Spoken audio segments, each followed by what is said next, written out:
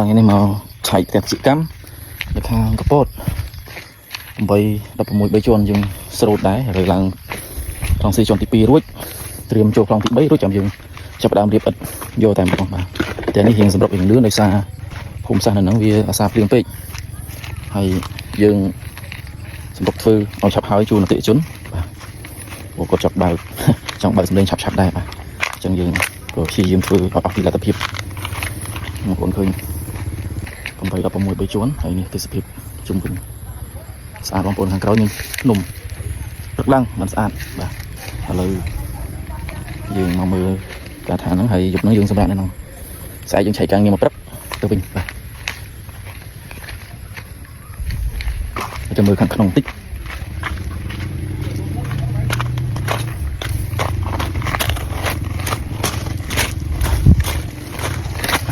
มันนี่สนาวสำหรับยืนดักหางขนมบ่นำใบกาปีถ้าไปย่อยสนาวใช่ไหมยังยืดตื้อที่มวยกาปีกำไดเตี้ยกาปีสำเร็จสำคัญเรื่องซาสิตอนเพียบเตี้ยให้บ้านเราบ่vì mình trangចំណុចចឹងมันយើងរៀបបច្ចេកទេសដាក់ស្នោពីមុនយើងប្រើឥតខ្យល់ឬក៏ឥតមកចាប់អីក៏ធ្លាប់ប្រើដែរបច្ចេកទេសវាមានច្រើនអញ្ចឹងណាបាទអញ្ចឹងនេះខាងក្នុងផ្ទះនៅក្នុងសេយើងឡើងដល់ស្លឹកទី2ហើយធំមកបងប្អូនទាំង8 16 3ជាន់គឺពេញខ្នាតតែម្ដងណាពេញខ្នាតហ្មង